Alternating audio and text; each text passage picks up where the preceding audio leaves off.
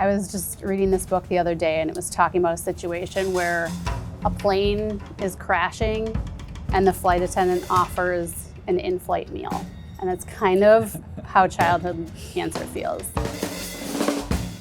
Your plane's crashing and they're like, would this granola bar help? And it wouldn't. And they're like, okay, well then here's a parachute. Oh, but the parachute's like 50 years old and there's some holes in it and it hasn't really been checked out recently, so like, good luck. The tools that exist are ancient and the progress is stagnant. We're watching other families go through relapse after relapse and lose their children, and you cannot turn away from that once you are faced with it. I think you can, but right. We cannot. You know, we cannot. Yeah.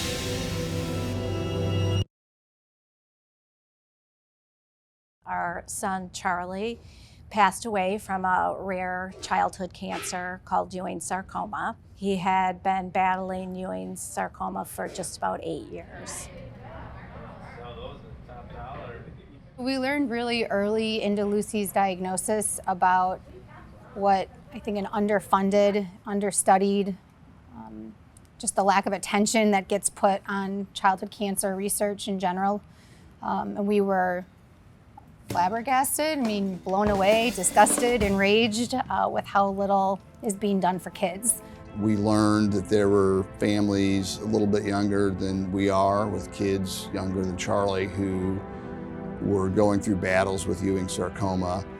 And as we got to know these families, we became very impressed with their level of sophistication and research and organization. And if you look at some of the bigger advances in recent years, a lot of it is families collaborating and coming together because they're so hungry for answers and for more options that they take it upon themselves. I mean, that's really empowering.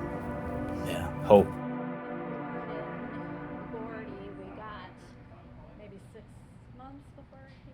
We felt very, I think, frustrated with the lack of advancements that have been made over the last 40 or 50 years for Ewing sarcoma and for a lot of other solid tumor cancers as well.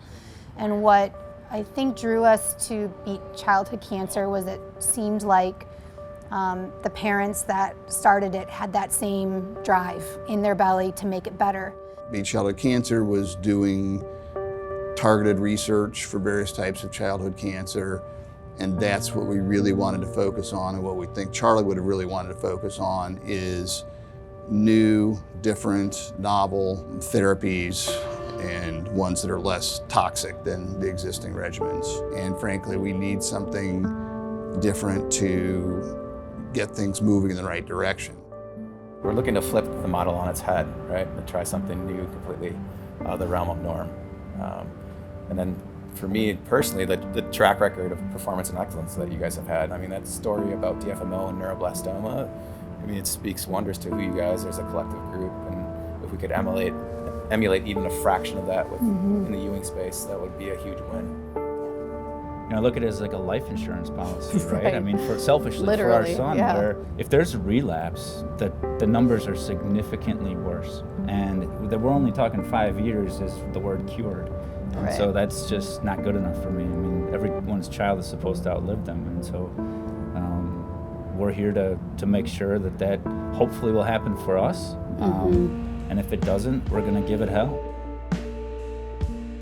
Charlie himself, because he was an older patient, an older child, he was quite an advocate, a childhood cancer advocate himself, and he did a lot of speaking about it at different college events, and at sarcoma runs he spoke. And so I think carrying on his work as being an advocate for childhood cancer and trying to find a cure is really important to us.